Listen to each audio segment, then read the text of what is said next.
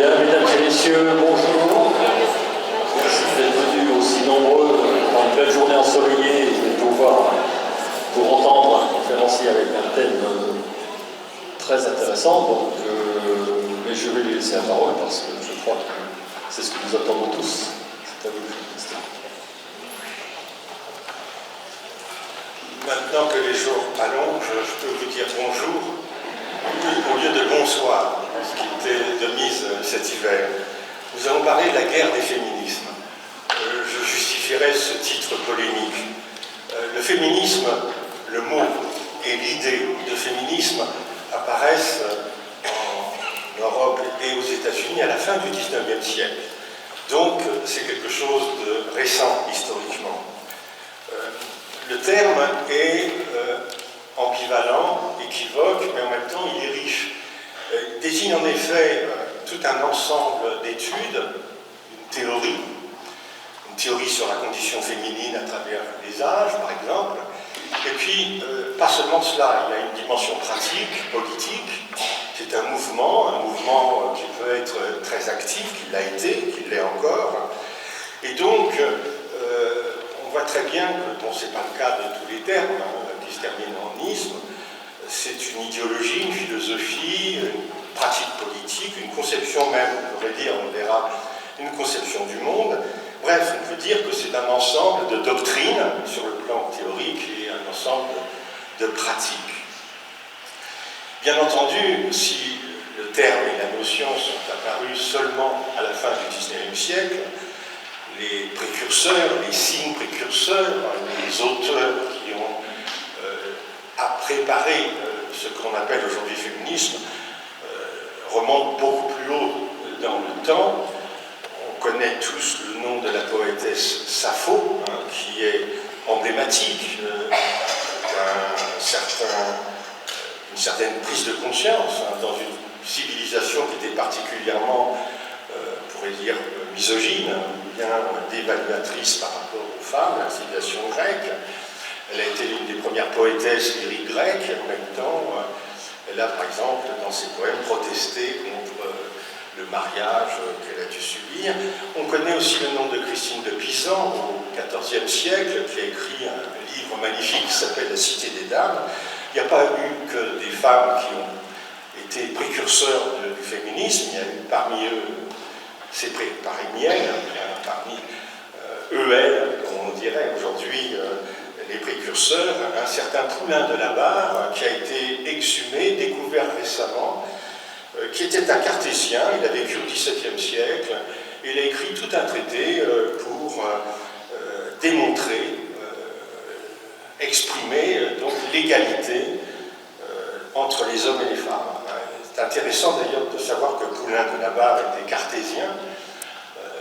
Cela montre, si besoin en était, que le cogito de Descartes, contrairement à ce qu'affirment certaines féministes, n'est pas seulement indexé sur le masculin. Bien entendu, c'est un cogito humain et pas simplement masculin.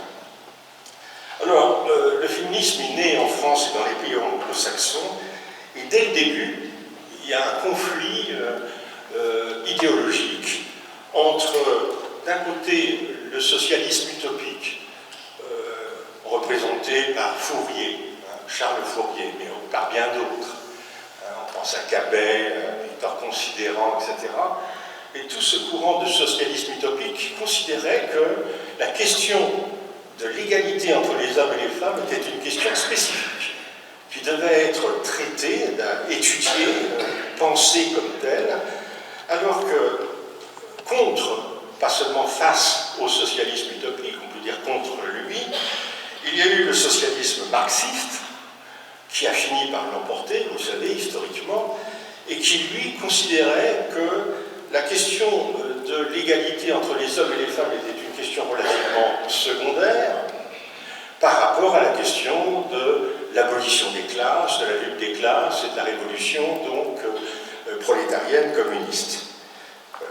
Avec cette idée que l'égalité entre les hommes et les femmes bien serait automatiquement induite par une révolution de type socialiste ou communiste, et que par conséquent, le combat qui consisterait à tout de suite dénoncer l'inégalité des hommes et des femmes, décontextualisée de la lutte des classes, apparaissait aux yeux de ce socialisme marxiste comme étant un combat, disons, divergent, ou de dérivation, de diversion.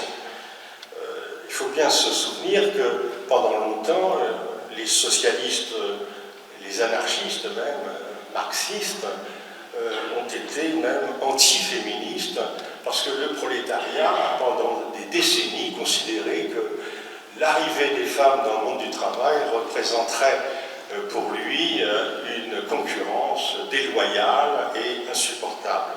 Donc il a fallu vraiment de longues luttes pendant des décennies pour faire admettre que le véritable socialisme devait en effet considérer que le combat pour l'égalité entre hommes et femmes n'était pas simplement secondaire par rapport à l'égalité entre groupes sociaux.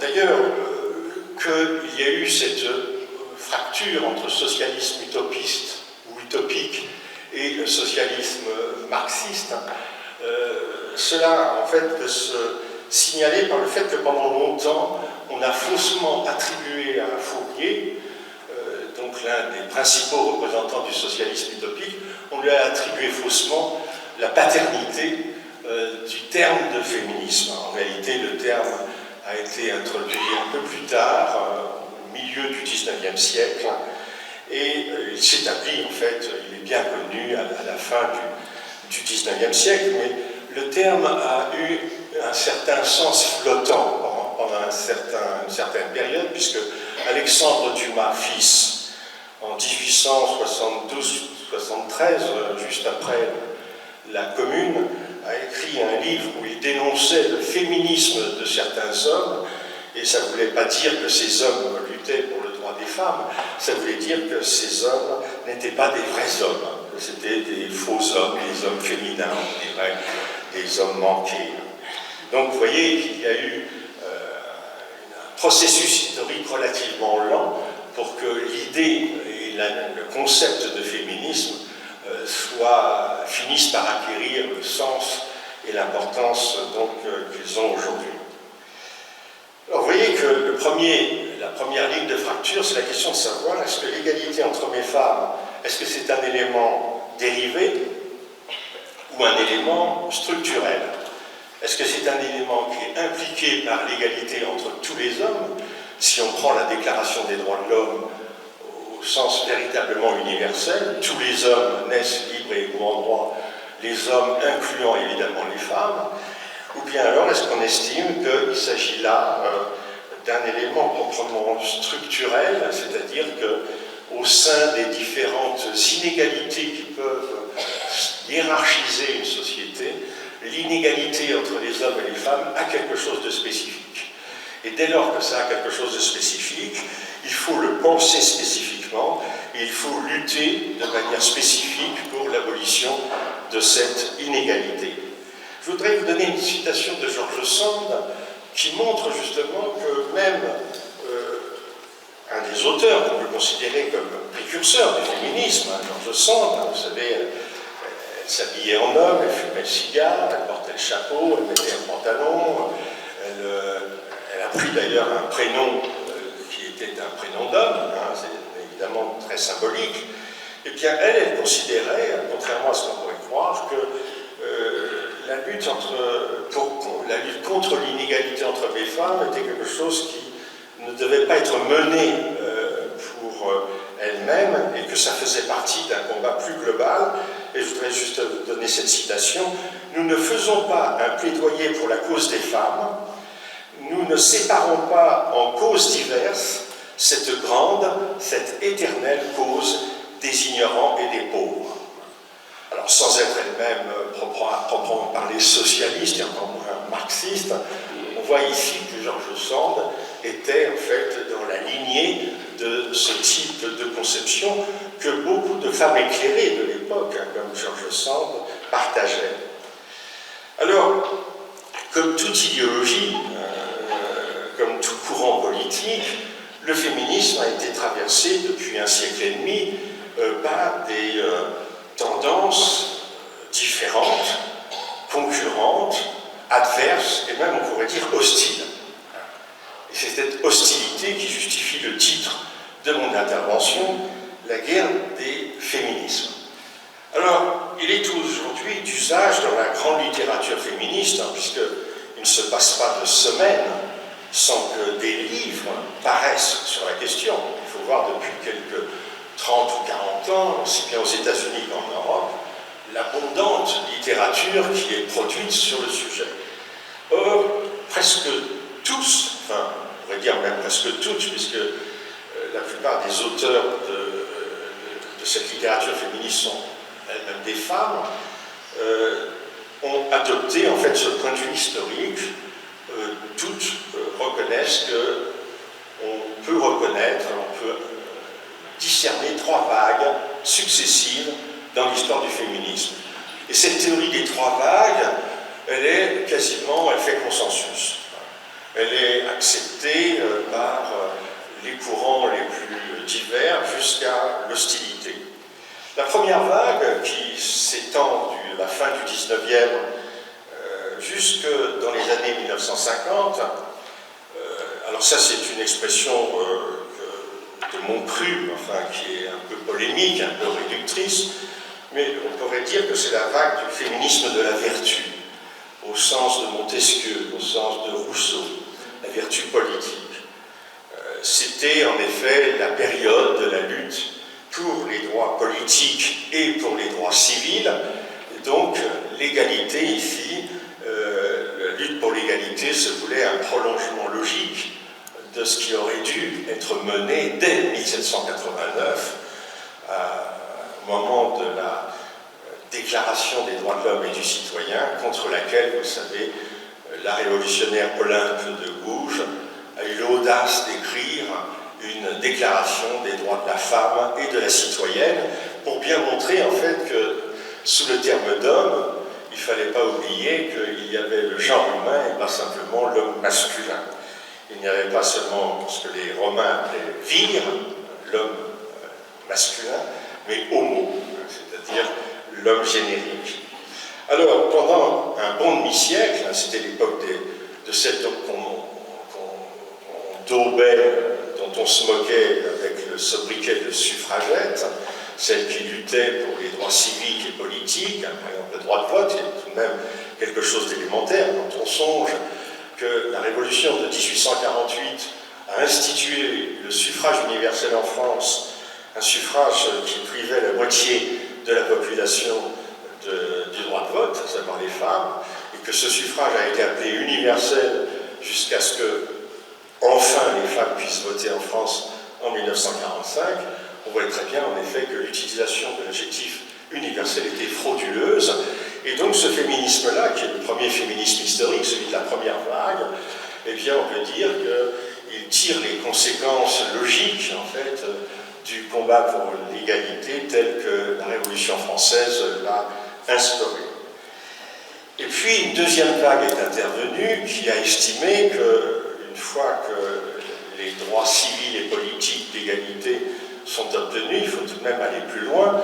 Il ne faut pas oublier en effet qu'il y a autre chose que de mettre un bulletin de vote, que d'avoir le droit à ouvrir un livret de caisse d'épargne ou bien à la bourse, mais qu'il y a également, et j'appellerais cela un féminisme de la révolte, cette deuxième vague qui va jusque dans les années 1990 et qui est marquée par la lutte pour la liberté sexuelle, donc avec la fameuse loi qui va dépénaliser l'avortement, et puis l'égalité économique. Il paraît absolument élémentaire que lorsqu'un homme et une femme font le même travail, il est absolument à la fois logique, normal et moral qu'ils puissent toucher le même revenu, ce qui est encore loin d'être le cas, puisque vous le savez, chaque année, des statistiques sont données et montrent en effet que 15-20% séparent encore la moyenne des salaires des uns et des autres, sauf dans la fonction publique. On doit reconnaître cela. D'ailleurs, les médias en font rarement état. Au moins, il y a un secteur où où l'égalité de salaire entre les hommes et les femmes est assurée, c'est la fonction publique. Eh bien, cette deuxième vague, on pourrait dire, une fois qu'il y a l'égalité politique qui est obtenue, une fois qu'on vise une égalité économique qui est vraiment très très lente à venir, et que la femme a la libre disposition de son corps, puisque on ne va pas lui imposer un enfant dont elle ne veut pas, on pourrait dire que les choses sont terminées. Il n'y a plus qu'à réaliser le programme. Bien, une troisième vague est intervenue à partir des années 2000, et elle continue de nos jours.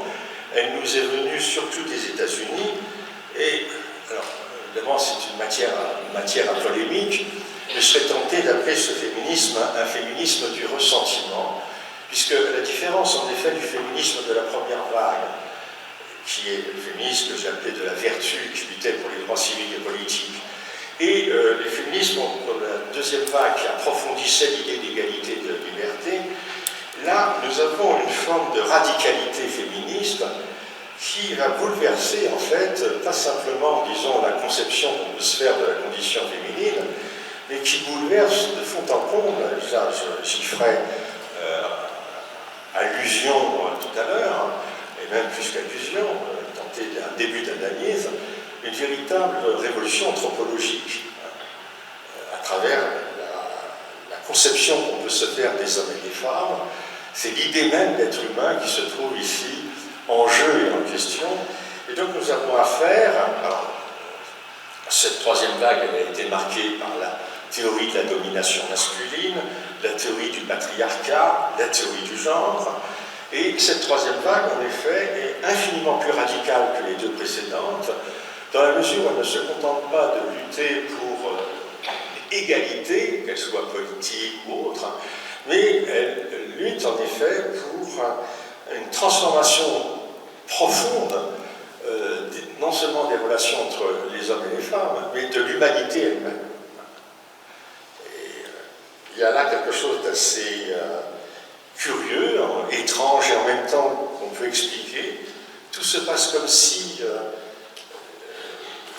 les révolutions sociales ayant échoué ou disparaissant à l'horizon utopique, on s'était déporté vers une révolution anthropologique, comme si, faute de pouvoir transformer radicalement les rapports sociaux, on voulait changer radicalement l'être humain, aidé en cela par les technologies nouvelles, et en particulier les biotechnologies.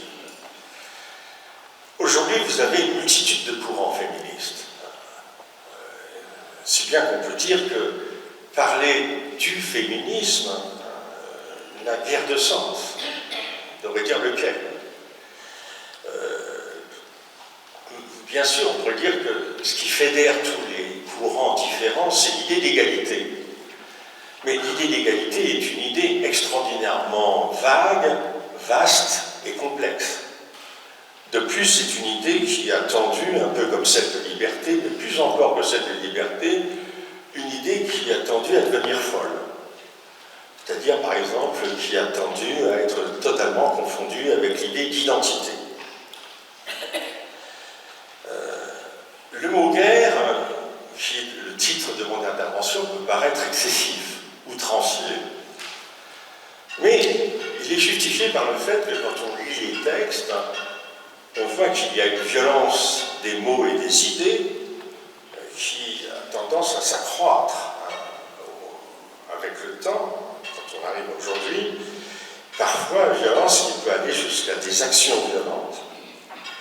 Alors, afin de clarifier un peu cette situation, puisqu'il y a une multitude de courants qui sont non seulement divergents mais hostiles les uns aux autres, bien entendu, la tâche d'un philosophe, c'est de clarifier, de conceptualiser et de dresser donc une typologie, une classification qui permettent en effet d'y voir un peu plus clair. Et en effet, lorsque l'on considère la masse de cette littérature, on peut s'apercevoir qu'elle est traversée par 4 oppositions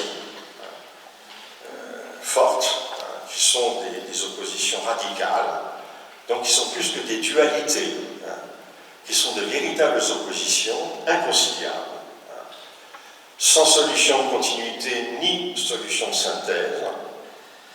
Je vais commencer par la plus connue, du moins en France, et j'y consacrerai la plus longue analyse, puisque une grande partie des trois autres oppositions dérivent de cette première. Cette première opposition, qu'on a parfois résumée de façon un peu simpliste, comme une opposition entre le féminisme français et le féminisme américain, c'est l'opposition entre l'universalisme et le différentialisme. Ce sont deux termes qui sont philosophiques, effectivement. Et de fait, on trouve aujourd'hui véritable ligne de fracture entre des féministes qui estiment que la condition féminine non seulement est en soi, possède en soi un élément d'universel, que par exemple il y a des points communs forts entre une femme riche et une femme pauvre, une femme européenne et une femme chinoise, une femme d'aujourd'hui et une femme de jadis. Donc là, il y a une sorte d'universalité, si vous voulez, de fait, concernant le fait féminin lui-même, mais l'universalisme qui touche au fait qu'il ne sépare pas la condition féminine de la condition humaine en général. Ce féminisme universaliste, c'est celui de la première vague. Ceux qu'on appelait avec mépris, celles qu'on appelait avec mépris les suffragettes, luttaient pour des droits absolument équivalents à ceux des hommes. Et elles ne comprenaient pas, à juste titre, qu'on leur en prive. Donc, à partir du moment où on estime qu'il n'y a aucune raison que les femmes ne bénéficient pas des mêmes droits que les hommes, elle n'a pas de traitement de faveur à attendre, mais elle n'a pas non plus de préjudice à subir. Ce féminisme universaliste, il est assez bien représenté par Simone de Beauvoir. Il faut se rendre compte à quel point Simone de Beauvoir est à la fois une figure tutélaire du féminisme contemporain et en même temps, on peut dire de la part de certains courants, une femme à abattre. Comme d'ailleurs l'universalisme apparaît comme une idée à abattre. Quand on dit qu'il y a un universel féminin, ça ne veut pas dire que les femmes sont seulement, on pourrait dire, une partie de l'humanité. Si nous disons que les femmes sont une partie de l'humanité, eh bien, a priori, nous divisons l'humanité en deux groupes qui ont une nature, une naissance différente, voire opposée. L'universalisme pose que le féminin est une dimension de l'humanité. Et vous voyez toute la différence qui peut exister entre une partie et une dimension, parce que quand vous pensez en termes de partie, c'est le partes, extra partes, dont parlaient les latins, les scolastiques, les parties sont posées les unes à côté des autres, mais les unes séparément des autres. Parler d'une dimension, ça veut dire que, en fait, le féminin, ce qu'on peut appeler ainsi, on verra que c'est évidemment un terme extraordinairement problématique, mais il n'existe pas seulement chez les femmes, et que, quand bien même il n'existerait que chez les femmes, il constitue l'universel humain, parce que de fait, les femmes et les hommes sont absolument impensables les uns sans les autres.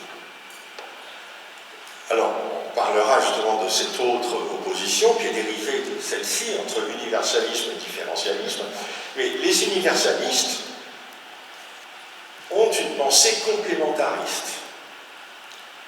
C'est-à-dire que pour Simone de Beauvoir, il est impensable, même si elle fut, c'est le génie de son livre, le deuxième sexe, qui est un chef-d'œuvre, même s'il y a certaines thèses qui sont contestables, mais c'est un réel chef-d'œuvre, qui est d'une culture éblouissante, hein, puisque Simone de Beauvoir, elle a lu des livres de biologie, d'anthropologie, de psychologie, elle connaissait la psychanalyse, la littérature, bien entendu la philosophie. Son livre fait honte à 95% des ouvrages qui sont aujourd'hui publiés comme étant de type d'inspiration féministe. Mais il y a chez Simone de Beauvoir justement quelque chose, évidemment, qui fait partie de la philosophie existentialiste ou la phénoménologie, dont l'existentialisme peut être conçu comme une branche, une dimension. Il y a cette idée qu'il y a un universel humain qui est masculin ou féminin, comme on peut dire qu'il y a un universel, je ne sais pas, un universel musical qui peut être africain, européen ou chinois. Et que ça ne met pas en question, en effet, la totalité même de la chose. Aux États-Unis, le féminisme, très vite, a fait partie de ce qu'on appelle là-bas l'identity politics, c'est-à-dire une politique de l'identité. Et on voit très bien que ce qui joue l'un contre l'autre, entre un féminisme différentialiste et un féminisme universaliste, c'est en fait une conception antagoniste de la différence. Le terme de différence est un terme qui philosophiquement s'oppose à l'identité. L'identité c'est A égale A, la différence c'est A est différent de B. Bon. Seulement, la différence elle peut être conçue de deux manières antagonistes. Et justement, que ces deux manières antagonistes sont le cœur de la conception universaliste et de la conception différentialiste. En effet, du point de vue universaliste, donc du point de vue, disons, de Simone de Beauvoir, il y en a bien d'autres, bien entendu, la différence est une catégorie qui fabrique des hiérarchies et des inégalités. Et donc, elle peut être dénoncée comme étant une façon hypocrite de faire passer des réelles inégalités. C'est la raison pour laquelle le fameux droit à la différence est un droit, enfin une expression qui est très équivoque. On passe très vite du droit à la différence à la différence des droits. Donc, il faut finalement en finir avec cette différence hypocrite, tout en reconnaissant que les hommes et les femmes sont différents. Mais, et ça c'est le point de vue de Beauvoir, deux femmes peuvent être aussi différentes l'une de l'autre, et même plus différentes l'une par rapport à l'autre qu'une femme et un homme. Les différences ne passent pas forcément entre d'un côté le bloc des femmes et de l'autre côté le bloc des hommes, comme si ces deux blocs constituaient deux natures absolument homogènes. Mais là où il y a vraiment une différence d'appréhension, c'est que du point de vue du féminisme différentialiste, la différence c'est un outil dont on va s'emparer, une arme. Parce que grâce à cette différence, on va faire de cette différence un lieu de subversion et de réappropriation. D'un côté, on veut s'en débarrasser comme étant un risque d'inégalité, mais de l'autre côté, on va s'en servir comme étant une arme possible, précisément pour lutter contre les inégalités. Alors, l'inconvénient quand on abandonne l'universel, quand l'universel devient un véritable objet de haine, ça c'est dans tous les domaines, en philosophie on le voit bien, en politique également, l'universel, il a comme faute d'être d'origine occidentale, donc blanche. L'universel apparaît à la fois comme étant quelque chose d'hypocrite. Vous voyez, par exemple, j'ai cité tout à l'heure le suffrage universel, qui en réalité n'était en rien universel. On dénonce dans l'universalité à la fois une idée vide et en même temps une idée tyrannique. Quelqu'un qui parle d'universel, c'est quelqu'un qui veut imposer son pouvoir. Le pouvoir du pouvoir ou le pouvoir de la vérité. Mais à récuser l'universel comme étant despotique. Donc, dans le cadre du féminisme comme étant masculin. Il y a toute une littérature féministe qui relie l'ensemble de la tradition philosophique. J'ai fait tout à l'heure allusion au cogito de Descartes, sous prétexte que les textes philosophiques ont été en immense majorité écrits par des hommes. Il y a toute une tradition féministe aujourd'hui très active dans les universités américaines qui consiste à dire que la philosophie, mais pas seulement elle, c'est pas de la science. C'est le produit des cerveaux masculins, des hommes masculins. Et que par conséquent, le projet de la philosophie, comme le projet de la science, consiste dès le départ à éliminer le féminin, les femmes, de la scène. Il est très facile d'écrire un sottisier sur tout ce qu'ont pu écrire les écrivains, les grands génies sur les femmes. Il y a un domaine, on peut dire, où quand un philosophe ou un écrivain écrit sur les femmes, 9 fois sur 10, il trébuche. Il dit des bêtises. Bon. C'est assez facile de faire un bêtisier, vous savez, une anthologie des bêtises des uns et des autres. Il y en a des dizaines d'exemplaires. Mais on pourrait faire une contre-histoire, montrer que Épictète intégrait les femmes dans son école, le jardin, que le cogito cartésien ou l'ego transcendantal de Kant ne sont pas réservés aux hommes, que quand Hegel parle de l'esprit absolu, il n'imagine pas une seule seconde que l'esprit absolu soit de sexe masculin. Alors, le problème, en fait, c'est qu'à partir du moment où l'universel est récusé, on va arriver, en effet, d'abord, il y a une division extrême entre les courants qui prennent plus ou moins, plutôt plus que moins, des apparences de secte, et puis une spécialisation ultra fine des domaines d'études ou des domaines d'action. Et cette division et cette spécialisation peuvent aller à l'infini. La lutte des places remplaçant la lutte des classes. Vous savez qu'aux États-Unis, le marxisme ne s'est jamais implanté. Jamais. Les Américains n'ont jamais cru à l'opposition de classe, à la lutte des classes, et encore moins, évidemment, à la fin de cette lutte. Et donc, ils ont remplacé la lutte des classes par deux choses. La lutte des races et la lutte des sexes. Je ne sais pas si on y gagne au change. Je ne suis pas sûr. Mais il est de fait que lorsque vous avez en effet un domaine qui est aussi travaillé, parce qu'il ne s'agit pas simplement, si vous voulez, d'études, c'est aussi des postes à l'université, des audiences dans les médias, et puis il y a les réseaux sociaux qui ont aujourd'hui une influence croissante, il y a les livres qu'on publie qui peuvent avoir une audience. Là, bref, il y a une question de pouvoir dans ce domaine. Et en fait, on s'aperçoit que à l'intérieur de ce courant différentialiste, anti-universaliste, vous avez deux lignes de fracture. L'une qui porte sur la question qu'est-ce que peut devenir une femme? Finalement, que veut-on pour la femme? Qu'est-ce qu'elle peut devenir? L'égal de l'homme, totalement l'égal de l'homme au point d'être indifférenciée par rapport à lui. Par exemple, elle ferait absolument les mêmes travaux, elle aurait les mêmes idées, les mêmes émotions, les mêmes sentiments, les mêmes comportements, comme si donc l'identité était une garantie d'égalité. Ou bien alors, est-ce qu'on peut imaginer que la femme, dès lors qu'elle est marquée par ce stigmate de la domination, doit être abolie, dépassée?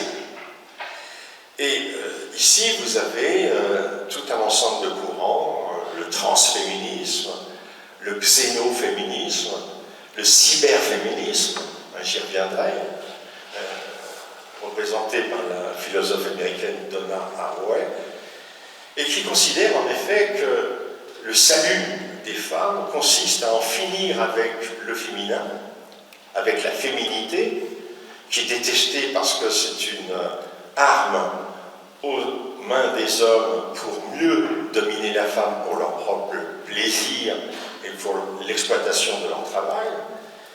Et donc, ce féminisme-là considère que le salut viendra d'une transformation radicale, alors pas seulement des situations, ça commence par les corps. Le cyberféminisme, en effet, qui est corrélé avec ce grand courant transhumaniste qui est aux États-Unis de plus en plus important, considère en effet qu'il convient d'en terminer avec cette morphologie, cette physiologie du corps féminin qui voue la femme à une éternelle servitude. Et donc, bien entendu, en finir avec le féminin, ça veut dire au premier chef en finir avec la paternité, et donc avec la grossesse, etc., et tout ce qui s'ensuit. Et puis, l'autre ligne de fracture qui est au moins aussi importante et qui ne touche pas là simplement qu'un certain féminisme ultra-radical aux États-Unis, mais qui est de plus en plus représenté dans le monde, dans le restant du monde, c'est la ligne de fracture qui traverse les cultures. On reproche au féminisme universaliste, et c'est la raison pour laquelle Simone de Beauvoir est devenue une véritable tête de Turc, on reproche au féminisme universaliste d'être un féminisme de bourgeoise, de blanche, et donc un féminisme qui collabore avec le pouvoir masculin. Et les relations entre Beauvoir et Sartre, Beauvoir qui avoue elle-même à la fin de l'un des tomes de ses mémoires, finalement j'ai été flouée. Il y a cette idée en effet qu'à vouloir ainsi penser l'égalité en termes traditionnels, qui sont ceux de la philosophie politique, établie depuis au moins les Lumières, c'est finalement une impasse. Et donc, contre ce féminisme blanc, occidental, bourgeois, qui, à mes yeux, repose sur un paralogisme inacceptable, sur une erreur de raisonnement, c'est-à-dire l'erreur de raisonnement qui consiste à penser qu'une idéologie, une philosophie ont un contenu déterminé par leur origine. Je donne ici un exemple un peu outrancier, comme si le théorème de Pythagore était un théorème grec, sous prétexte que Pythagore était grec. Pensez bien qu'il y a dans les productions de la culture, même si des hommes ont produit telle ou telle œuvre, telle ou telle pensée, ce n'est pas parce qu'un homme produit telle ou telle œuvre, telle ou telle pensée, que cette œuvre ou cette pensée sont de nature masculine. Ça paraît élémentaire. Or, c'est semble-t-il le paralogisme que commettent justement ces féministes différentialistes qui dénoncent comme systématiquement occidental, bourgeois et blanc ce féminisme universaliste, et c'est ainsi qu'on va voir apparaître un féminisme noir, ou alors un afro-féminisme, c'est-à-dire un féminisme qui s'adressera aux femmes noires avec cette idée que jusqu'alors, les féministes ne se sont en réalité adressés qu'aux femmes blanches, aux femmes d'une certaine culture, d'un certain niveau social, etc. On a vu émerger récemment un féminisme islamique. Les termes peuvent paraître totalement oxymoriques. Il y a un féminisme post- ou décolonial, très bien représenté par un certain nombre de féministes en Inde, enfin, pas en Inde, indiennes, mais ces féministes africaines ou indiennes, ou d'origine africaine ou indienne, presque toutes travaillent dans les universités américaines parce que vous pensez bien que leur théorie ne pourrait pas avoir droit de cité dans leur pays d'origine. Il y a même un fat féminisme, un féminisme qui est adressé aux femmes obèses, comme si les femmes obèses devaient être une catégorie spécifique dont le féminisme devait s'occuper spécifiquement. Donc vous voyez, on est là dans quelque chose qui peut paraître absolument loufoque, mais en même temps, en fait, il y a un impact énorme et qui est très symptomatique de la société, de la culture dans laquelle nous vivons, et qui est une société, une culture en effet, qui renonce au principe élémentaire de l'universalisme au profit de spécialisation technique et de différenciation, disons, séparatiste, croissante. Alors ce féminisme différentialiste est un féminisme relativiste. Simone de Beauvoir pensait que ce qui était bon pour une femme française était forcément bon pour une femme chinoise. Du point de vue de ce féminisme-là, il n'en est rien. Il faut voir localement, culturellement, historiquement, ce qui vaut pour certaines femmes et pas pour d'autres. Donc non seulement on renonce évidemment à l'idée d'universel humain, mais à l'idée même qu'il puisse y avoir un universel féminin. Ce féminisme relativiste est un féminisme multiculturaliste, communautariste. Je prends l'exemple de la féministe philosophe indienne, enfin indo-américaine, américo-indienne, comme on voudra, Uma Narayana, qui, contre le féminisme universaliste occidental, elle lui reproche à ce féminisme d'imaginer systématiquement l'autre. C'est une critique qui, d'ailleurs, n'est pas irrecevable, quelque chose qui est à penser. Elle n'est pas la seule à estimer, en effet, que ce féminisme beauvoirien, on dirait, français, occidental, universaliste, imagine systématiquement la femme autre, la femme africaine, la femme arabe, la femme indienne, la femme chinoise, comme prisonnière et dupe du patriarcat, en oubliant complètement que ces femmes, depuis la nuit des temps, ont eu tout un ensemble de stratégies dans leur vie quotidienne qui ont permis de déjouer justement les manœuvres de ce patriarcat et de se constituer des poches d'influence, voire de pouvoir. Et donc en gros, ce que le féminisme décolonial reproche aux occidentales, c'est de traiter les femmes du tiers-monde, enfin de l'ancien tiers-monde, on dirait aujourd'hui du sud global, comme des mineurs, ou comme des demeurés, des femmes qui n'ont jamais su se défendre, et dont il fallait absolument dire ce qui était bon pour elles. Alors c'est une critique, encore une fois, qui est parfaitement recevable. Là où on tique, là où on est vraiment beaucoup plus circonspect, c'est quand on s'aperçoit que la même Uma Narayana fait, pour montrer justement que l'aliénation des femmes n'est pas seulement d'un côté, elle fait une analogie entre le port du voile, ou le port de l'abaya d'un côté, et puis le maquillage de l'autre. Les femmes occidentales sont aliénées par des dictates masculins de séduction, d'apparence, chose parfaitement acceptable, une analyse parfaitement recevable, mais faire l'analogie entre le port du voile d'un côté et le maquillage de l'autre, c'est véritablement mettre sur le même plan deux phénomènes sociologiques et historiques qui n'ont vraiment rien à voir. Ou alors on estimera que tout ce que font les femmes vient nécessairement des hommes.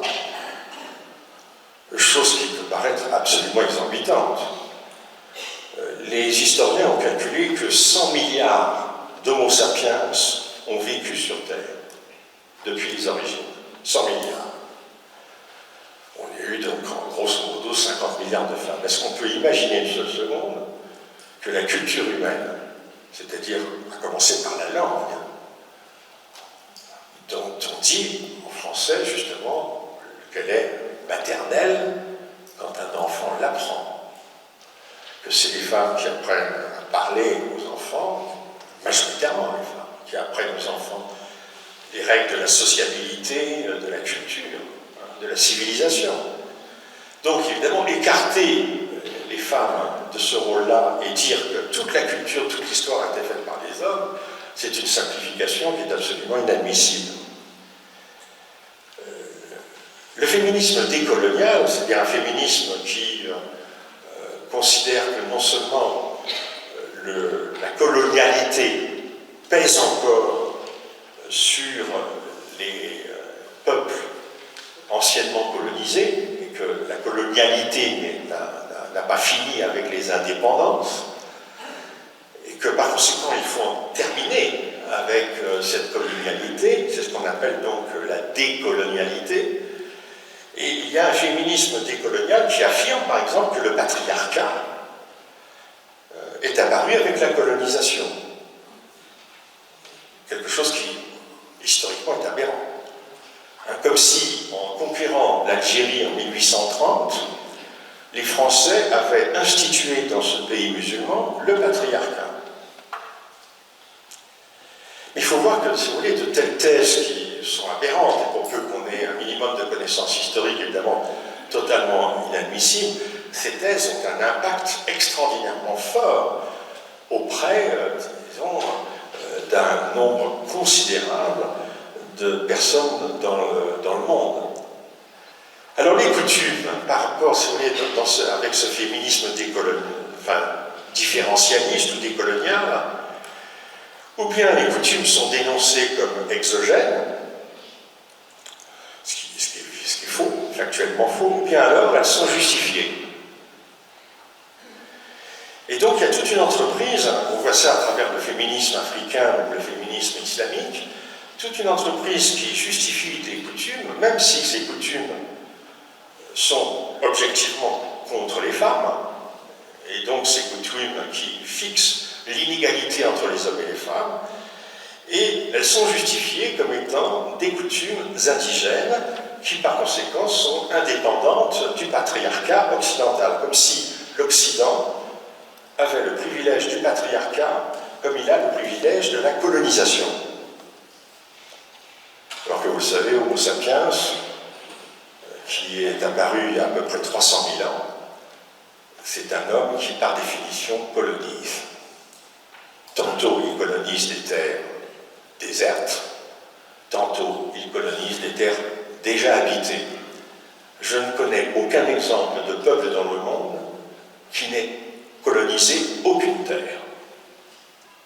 Même les Tasmaniens, même les Kanaks, ils ont forcément colonisé leur terre. On ferme la parenthèse, mais à partir du moment où on est dans cette entreprise, et là il y a un parallélisme avec la rupture avec l'universalisme politique des droits de l'homme, à partir des années 60, à l'ONU, il y a un certain nombre d'États qui ont dénoncé le caractère occidental de la Déclaration des droits de l'homme de l'ONU de 1948.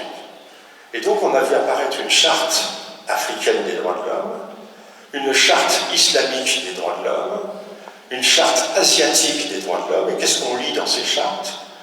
Que le respect des traditions fait partie des droits de l'homme. Seulement, dans les traditions, qu'est-ce que vous avez?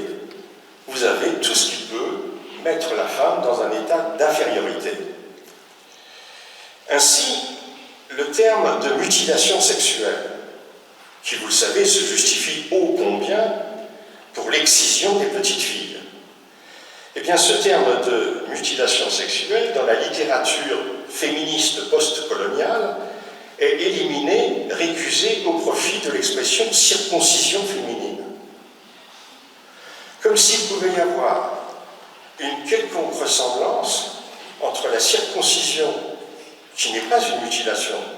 On détache un petit anneau de chair le prépuce du gland du petit garçon pour des raisons qui étaient des raisons symboliques, et de fait, le petit garçon, bien entendu, n'est en rien mutilé dans sa vie future d'homme. Il en va tout autrement d'une petite fille à qui on procède, sur laquelle on procède à l'ablation du clitoris, et on la transforme en mutilée à vie. Non seulement mutilée, mais en plus de ça, avec des souffrances considérables et des accidents très nombreux, puisque dans un nombre croissant de pays, ces mutilations sont interdites. Elles se font donc clandestinement dans les conditions d'hygiène que vous pouvez imaginer. C'est ainsi que le port du voile, la baya sont justifiés comme étant des marques d'identité féminine musulmane contre l'Occident. Donc au lieu que la baya soit interprétée comme étant une marque d'infériorité de la femme par rapport à son conjoint, par rapport à son voisin, il est représenté, justifié comme étant une marque d'affirmation de soi. Eh bien, vous savez, c'est la logique que l'on voit dans les pays occidentaux où les musulmanes justifient le port du voile avec l'expression « c'est mon choix ». Ce qui est assez comique d'ailleurs quand on pense que d'une part, le « c'est mon choix », c'était la revendication des femmes qui luttaient pour la dépénalisation de l'avortement à la fin des années 60, et puis que de plus, la revendication du choix personnel est quelque chose qui effectivement est bien ancré dans la mentalité occidentale et dans l'histoire de l'individualisme possessif de l'Occident, alors que c'est quelque chose de complètement étranger à la tradition musulmane, comme c'est totalement étranger à la tradition indienne ou africaine.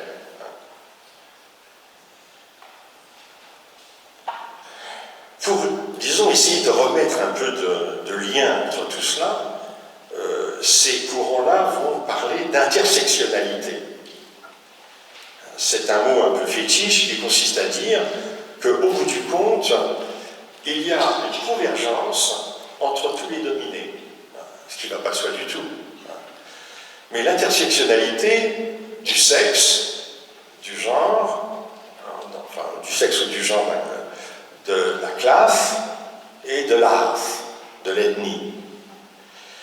Comme si, en fait, tous les dominés devaient nécessairement avoir des intérêts communs, alors que l'on voit bien, en effet, que les divisions culturelles, les divisions sociales sont entre les individus aussi importantes, parfois plus que les divisions entre les hommes et les femmes. Mais enfin, du point de vue de ce féminisme-là, il y a une sorte de conjuration contre ce danger, et donc avec ce terme d'intersectionnalité, on pense trouver le moyen magique de réunir en effet ce qui en réalité est inconciliable.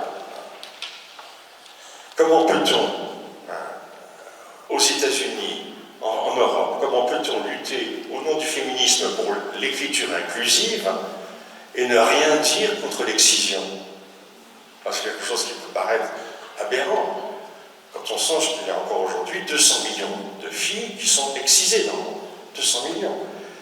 Et qu'en France, dans les pays d'Europe, même si c'est interdit, c'est fait clandestinement, ou alors les familles profitent des vacances d'été pour aller faire exciser la petite fille dans le pays d'origine. Donc il y a là quelque chose qui peut paraître absolument aberrant. Alors la haine de l'universel, bon, je vais arrêter là parce que ça nous emmènerait trop loin dans l'analyse, mais la haine de l'universel va jusqu'à dénoncer la raison et la science comme d'essence masculine. Ce qui est évidemment très grave parce que ça justifie évidemment l'irrationalité de tous ces courants. En plus de ça, comme tout à l'heure je vous disais que le théorème de Pythagore n'est pas un théorème grec, mais la vérité, elle est dénoncée elle-même comme la raison, uniquement comme étant un instrument de pouvoir. Donc elle est récusée comme possédant une valeur logique propre, comme possédant une valeur intellectuelle propre. Il n'y a que des relations de pouvoir, et dans ces relations de pouvoir, la raison, la vérité sont des armes. Alors je vais être un peu plus rapide pour les trois autres fractures, dualité, opposition, qui en effet relativisent l'usage au singulier du féminisme. Il y a en effet une opposition entre le naturalisme et le constructivisme. Alors j'ai trouvé ces deux termes faute de mieux parce qu'en réalité, aucun féminisme ne se prévaut du naturalisme. Il est clair en effet qu'aucun féminisme, par définition, ne peut être entièrement naturaliste pour une raison de fond. C'est que l'idée de nature a toujours servi à justifier la domination et les inégalités. Lorsqu'un pouvoir en place veut justifier, veut légitimiter son existence, rien de tel que d'en référer à Dieu ou à la nature. Et vous le savez, en Europe, les deux idées étaient volontiers conjointes. C'est ainsi qu'on a entendu des milliers de fois que c'est naturellement que l'homme doit dominer la femme, que le coq domine la poule, que le taureau domine la vache, etc. On a entendu des sornettes de ce genre. Bien entendu, la nature, comme l'histoire dont parlait Paul Valéry, la nature ne saurait rien justifier parce qu'elle donne des exemples de tout. La nature, vous savez, c'est bien commode. Vous avez des millions et des millions d'espèces animales, et puis vous prenez évidemment celle qui vous arrange pour votre idéologie personnelle. Donc ça ne prouve rien du tout. Par ailleurs, bien entendu, le propre de l'être humain, c'est de fonder un ordre symbolique, la culture, qui certes prend sa racine dans la nature, mais qui la transcende. Il n'y a pas de musique dans la nature, il n'y a que des bruits. Il n'y a pas de peinture dans la nature, il n'y a que des taches et des couleurs, etc., etc. Donc le propre de l'ordre culturel, c'est de transcender l'ordre de la nature. Par conséquent, on ne saurait en aucun cas expliquer et encore moins justifier les relations entre hommes et femmes, relations inégales, par une quelconque nature. Raison pour laquelle, comme je le disais, il n'y a pas de naturalisme féministe, c'est une expression contradictoire dans les termes. Cela dit, il y a un féminisme qui garde l'idée d'une réalité féminine naturelle. Que lorsque l'on dit la femme, ou le féminin, même la féminité, on ne dit pas simplement des choses qui sont culturellement construites, mais il y a, ne serait-ce qu'au départ, un substrat, une réalité naturelle, incontournable. De la même façon que pour tous les êtres humains, il y a des réalités naturelles incontournables, comme par exemple la respiration ou la digestion. Ces réalités incontournables, c'est celles qui touchent le corps. Le sexe et la sexualité, la grossesse, l'enfantement, l'allaitement, ce ne sont pas des choses qui ont été inventées par les hommes. Et donc, de fait, il y a un féminisme qui prend acte de cela. C'est celui, par exemple, de Simone de Beauvoir. Je vous ai dit que pour son livre, elle avait lu des livres de biologie. Elle s'était donc informée sur la physiologie féminine. Elle a des données scientifiques objectives. Et donc, quand on parle de la femme, on parle d'un corps qui d'ailleurs était, sauf exception, immédiatement reconnaissable. Quand on marche dans la rue, sans même y réfléchir, on peut dire que ça fait partie des cadres présupposés de la perception, et même si la femme n'a pas accentué, dans le sens de la coquetterie, du maquillage, etc., sa féminité, mais presque immédiatement, nous savons séparer ceux que nous voyons entre hommes et femmes, sans que pour cela il y ait discrimination, mais il y a une différenciation. Or, il existe un féminisme qui est aujourd'hui de plus en plus conquérant, et de plus en plus triomphant, qui récuse toute idée de nature, même d'origine. C'est cela qu'on peut appeler le constructivisme. Alors, autant on peut dire il n'y a pas de féminisme naturaliste, autant il existe un féminisme radicalement constructiviste. C'est-à-dire que selon ce point de vue, tout ce qui est appelé féminin, alors bien entendu, ça va de soi pour tous les stéréotypes que l'on accorde aux femmes en guise de lot de compensation. Vous savez, on a accordé d'autant plus l'émotion, les sentiments aux femmes parce qu'on les privait d'intelligence. On leur donnait l'intuition parce qu'on les privait aussi d'intelligence, etc., etc. Mais si nous gardons les choses sérieuses, nous voyons bien en effet que nous ne pouvons pas parler du féminin sans un certain nombre de considérations biologiques et physiologiques. Or, d'un point de vue constructiviste, même la nature, ce qu'on appelle nature, est une construction. Alors, il y a quelque chose de réel dans cette idée-là. C'est-à-dire que l'idée de nature que nous avons, oui, la nature, comme d'ailleurs toute réalité, nous n'y avons pas accès directement. Nous n'y avons accès que par le filtre des mots, que par le filtre des idées. L'être humain n'a pas accès aux choses. il a d'abord accès à des images, à des mots et à des idées. Et c'est uniquement par ce truchement-là que nous avons accès aux choses. Donc c'est vrai que la nature en elle-même, c'est une abstraction qui est insaisissable. Et quand nous disons la nature, ou quand nous disons que quelque chose est naturel, c'est une façon de penser, de traduire, donc c'est un élément de culture. Donc l'idée de nature est une idée culturelle, comme n'importe quelle idée. Donc l'opposition entre nature et culture, il est vrai que c'est une opposition qui est relative.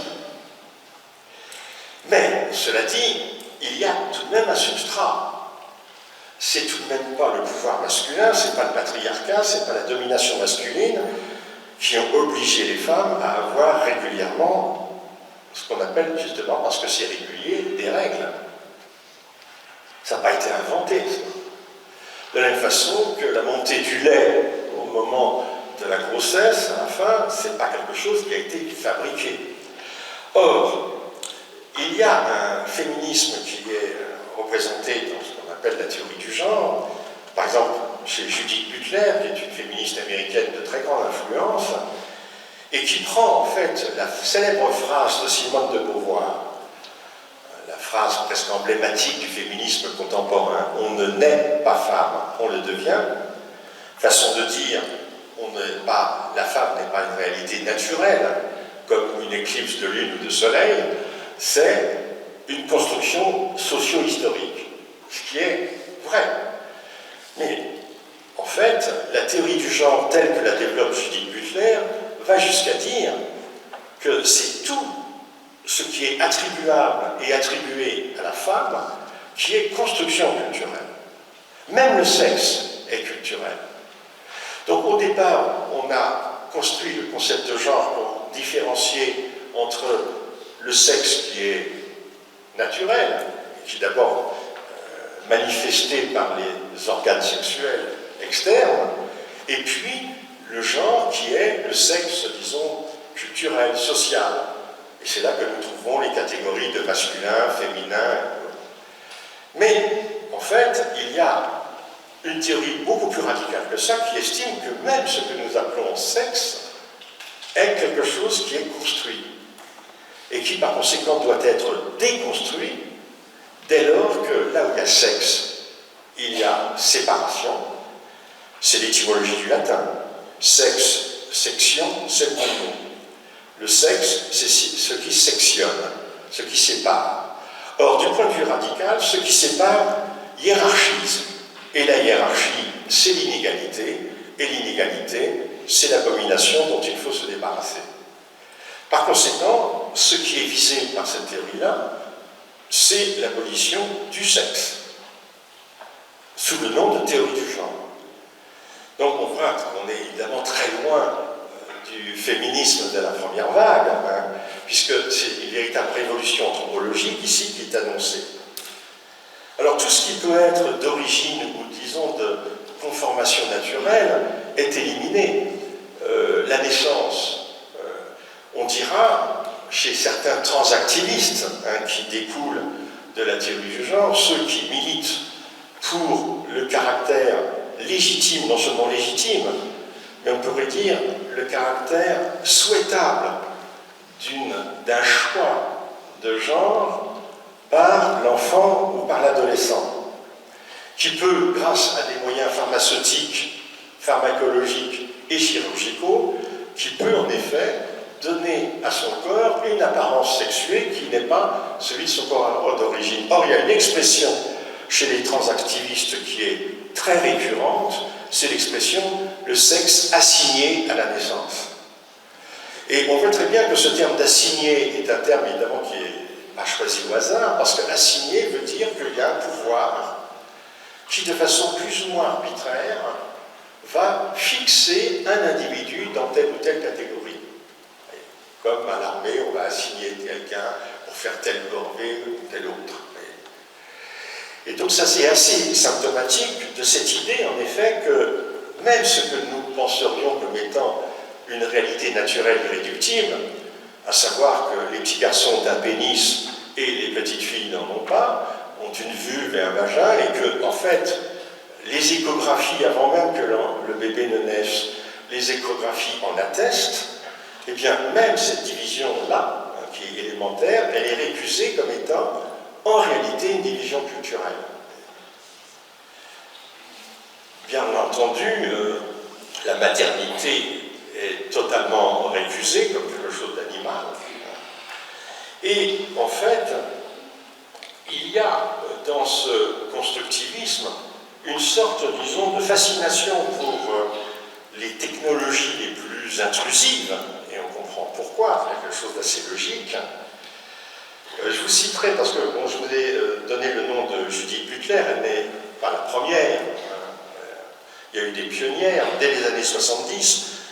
D'ailleurs, c'est la raison pour laquelle aussi le terme de féminisme français, féminisme américain ne tiennent pas, parce qu'il se trouve en effet que dans les années 70, vous avez eu des féministes françaises qui ont défendu des idées tout à fait voisines de celles qui, plus tard, seront défendues dans le cadre de la théorie du genre. Je donne une citation de Monique Wittig, qui, en 1980, dans un article qui reprend la formule de Simone de Beauvoir, « On ne naît pas femme », écrit « Ce que nous croyons être une perception directe et physique, ce que nous croyons être une perception directe et physique, n'est qu'une construction mythique et sophistiquée, une formation imaginaire qui réinterprète des faits physiques. » Donc ça veut dire en fait que quand un homme voit dans la rue un être humain qui a une poitrine et qui semble plus, disons, douce ou plus ondulée qu'un corps d'homme et qu'il considère que c'est une femme, aux yeux de Wittig, cela est une perception qui est déjà déformée par un imaginaire qui est d'origine sociale.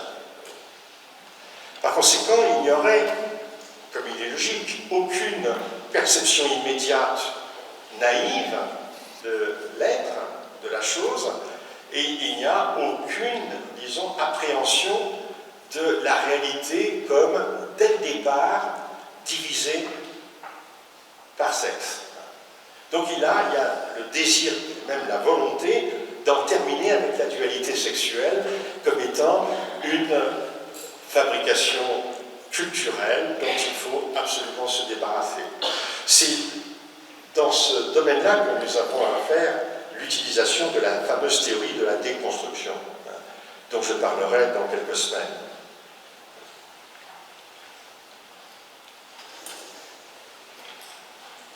La troisième, disons, dualité dans cette typologie d'ensemble, donc vous voyez, vous avez 4 oppositions, et ces 4 oppositions vont déterminer, la dualité vont déterminer, on peut dire, 8 courants, lesquels évidemment vont pouvoir se croiser, se chevaucher, etc., puisqu'il peut y avoir des points de rencontre entre les uns et les autres.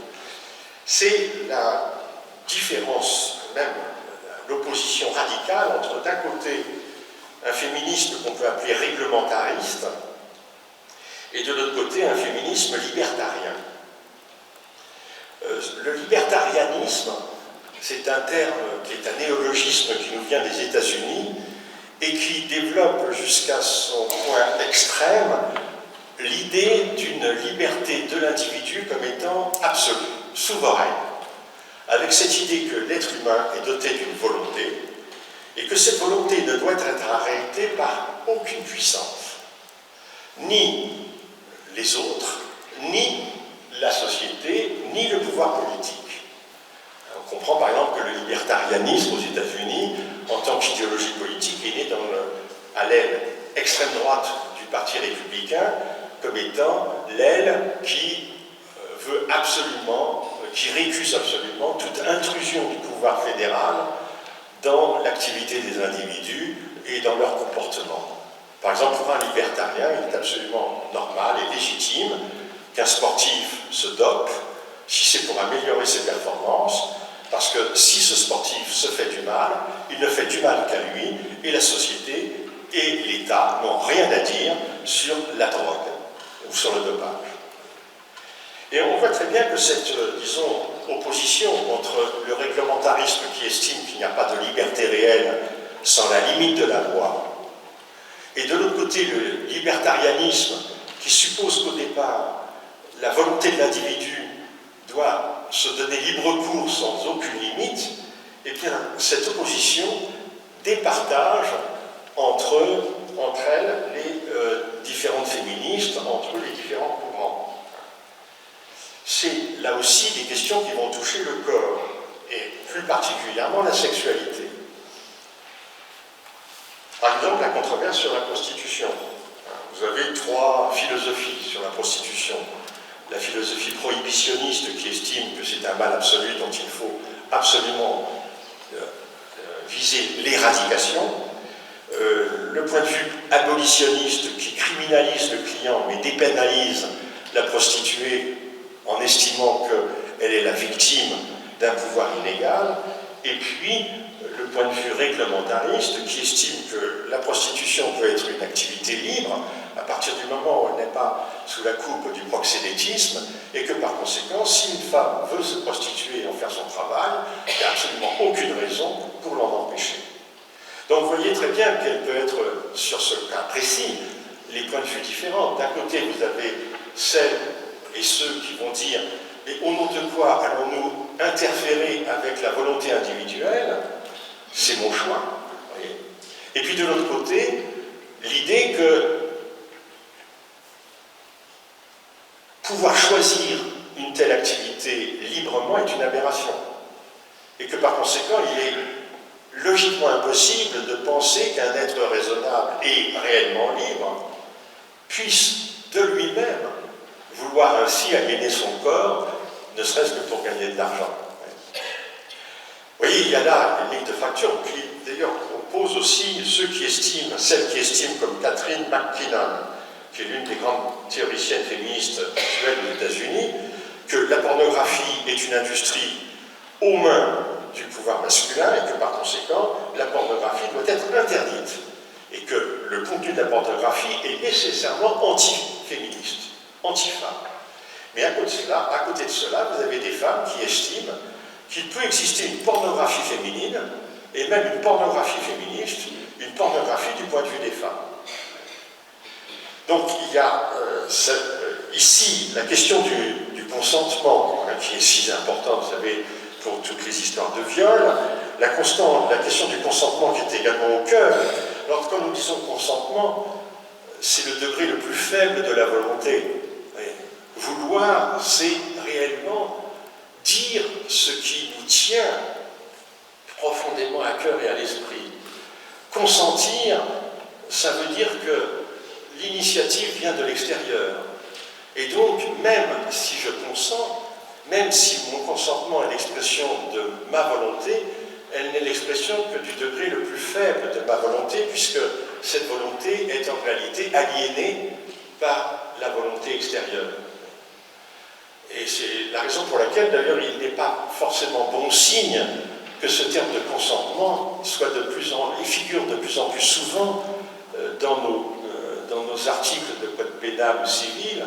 C'est vrai, par exemple, de la question du viol, c'est vrai aussi de la question de la GPA, de la gestation pour autrui. Vous voyez, les libertariens ou les libertariennes diront, mais au nom de quoi devrions-nous interdire à des femmes qui le veulent de porter des enfants pour le compte d'une autre, et d'autres qui répliquent qu'il est en fait raisonnable, d'un point de vue universaliste, d'estimer que c'est véritablement aliéner le corps d'une femme que de lui faire porter un enfant qui ne sera pas le sien, et qu'elle porte d'ailleurs très souvent pour des questions financières, parce que vous savez, dans le monde, c'est très souvent les femmes les moins riches qui portent les enfants des femmes qui sont plus riches qu'elles.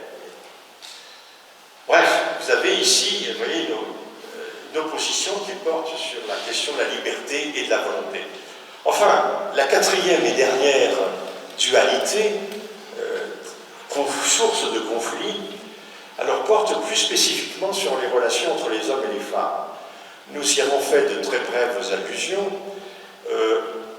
On peut appeler d'un côté, disons, le point de vue complémentariste, qui estime, alors ce serait celui de Simone de Beauvoir, qui estime que ce que nous disons comme homme, comme femme, concerne les deux. D'ailleurs, dans la lignée marxiste, de la même façon que le marxisme dit que la révolution libérera la bourgeoisie au même titre que le prolétariat, puisque ce n'est pas être libre que d'être un maître.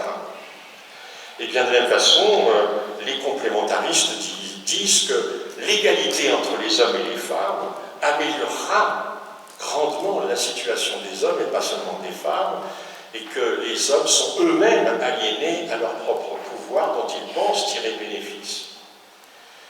Donc, ce qui est en jeu ici, c'est la question des rapports entre hommes et femmes. Certaines qui tiennent à l'idée qu'il n'y a pas de féminisme sans féminité, et on voit l'articulation entre ce point de vue et le point de vue universaliste dont j'ai parlé, d'où par exemple dans ce qu'on appelle le post-féminisme, qui est aussi un courant très montant aux États-Unis aujourd'hui, d'où certaine justification des valeurs de la beauté, de la séduction, des rapports amoureux, et pas simplement des rapports contractuels. Et puis, à côté de cela, et face à cela, vous avez un féminisme séparatiste, très ultra, très violent, qui estime que la féminité, et plus encore la maternité, doivent être abolies. Parce que c'est le piège tendu par le pouvoir masculin aux femmes. Ce sont des armes du patriarcat. Et ce qui est d'ailleurs mis en cause à travers cette idée de complémentarité qu'on va dénoncer comme étant une forme hypocrite de maintien de l'ordre, ce qui n'est pas faux non plus. Au nom de la complémentarité, on peut très bien vouloir que les choses restent en état. Mais la logique, si vous voulez, de ce séparatisme, de cette espèce d'apartheid entre les deux sexes, c'est que l'hétérosexualité est elle-même dénoncée comme étant une violence, d'où la thématique du viol comme étant le paradigme même du rapport sexuel entre hommes et femmes, que le viol n'est pas seulement un crime dénoncé à juste titre par le code pénal, mais que c'est le modèle même de la relation sexuelle entre hommes et femmes, que par conséquent, toute relation est de l'ordre du viol. Donc la logique, évidemment, veut qu'on en déduise qu'il faut en finir avec l'hétérosexualité. Vous avez sans doute entendu parler de ce néologisme hétéronormé, hétéronormativité, comme si, là aussi, l'hétérosexualité était une construction sociale dont il fallait se débarrasser. À partir du moment où on se débarrasse de l'hétérosexualité, à partir du moment où on ne peut pas non plus se débarrasser complètement de la libido, parce qu'on peut se demander d'un point de vue psychanalytique si c'est pas ça qui est visé, en terminer avec la libido, c'est-à-dire avec le désir, avec les pulsions, donc avec la vie. En terminer avec la vie, ça veut dire en fait vouloir devenir une machine. Mais si on ne peut pas se débarrasser complètement de la sexualité et qu'on récuse l'hétérosexualité, il ne reste plus que deux solutions, le plaisir solitaire et l'homosexualité. C'est ce que voulait dire Monique Wittig. Monique Wittig, elle dit quelque chose dans ce texte que je vous ai déjà cité, la lesbienne n'est pas une femme. Vous avez peut-être entendu prononcer cette citation qui peut sembler assez extravagante, mais elle est en même temps logique. La lesbienne n'est pas une femme, ce que voulait dire Monique Wittig, qui était un grand écrivain par ailleurs. Je crois qu'elle a eu le prix Renaudot ou Femina, peut-être même le Goncourt dans les années 60. La lesbienne n'est pas une femme, ça veut dire en fait que femme, c'est la catégorie qui nécessairement infériorise la moitié de l'humanité, parce que dire femme, c'est dire que la moitié de l'humanité est sous la coupe de l'autre moitié. Et par conséquent, la relation homosexuelle entre femmes subvertit, bien entendu, cette relation inégale, et donc la lesbienne échappe à son statut de femme. Alors, bien entendu, pensez bien que beaucoup de femmes lesbiennes récusent ce type d'idée, qui est d'ailleurs source d'une autre controverse. C'est dans ce cadre-là qu'on va faire, j'ai parlé rapidement de l'écriture inclusive, on va procéder à une véritable police de la langue. J'ai relevé dernièrement, à la faveur d'un article de journal, qu'aux États-Unis, une universitaire s'était insurgée contre le terme phallique de séminar, le séminaire, qui vraiment renvoie trop à la semence, et qui propose donc le remplacement des termes de séminar par ovular. Ovular. Donc, il y aurait à l'université des ovulars sur la philosophie grecque ou la politique des provinces unies. Alors, nous avons à cet extrême un féminisme radicalement anti-humaniste, un féminisme qui peut paraître délirant dans son fanatisme, et qui est assez bien représenté par une figure qui est devenue aussi une figure tutélaire dans certains milieux, Valérie Solanas.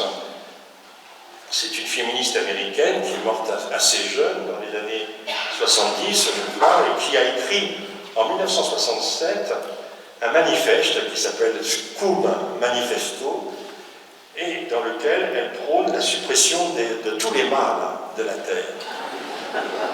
Donc il y a là un point d'aboutissement de la misandrie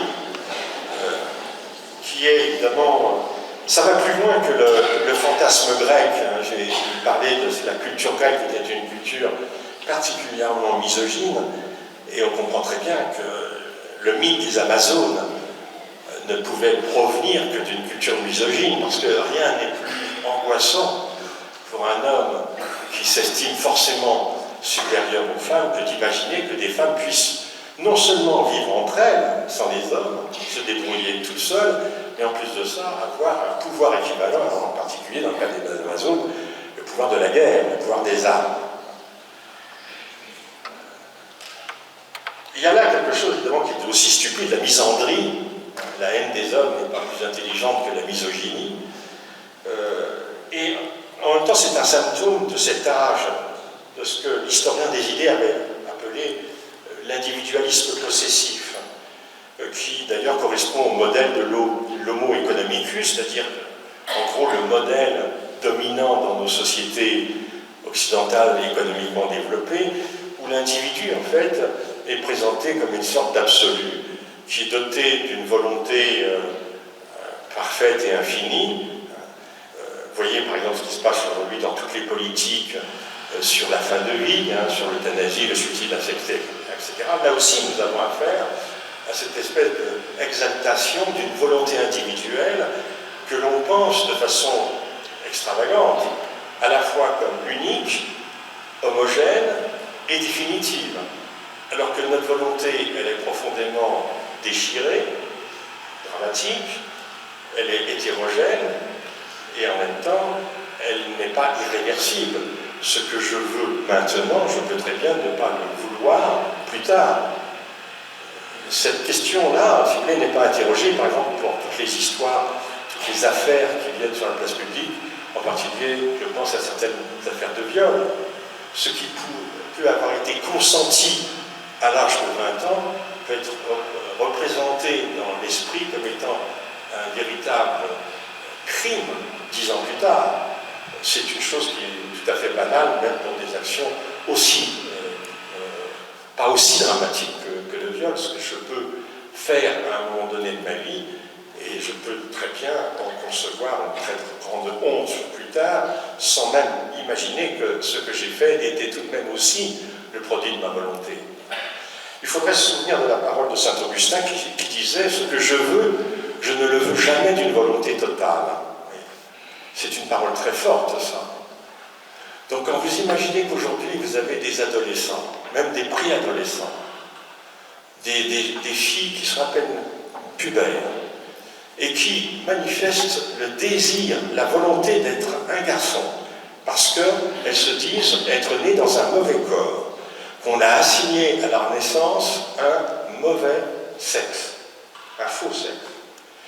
Quand vous pensez qu'on prend ces adolescents, préadolescents homo, et que vous avez l'industrie pharmaceutique, tout l'appareil chirurgical qui va intervenir, au point que vous avez des mastectomies qui sont procédées sur des corps de jeunes filles, il y a là quelque chose d'absolument monstrueux, au nom de la volonté qui est censé être la source, si vous voulez, définitive de l'existence individuelle.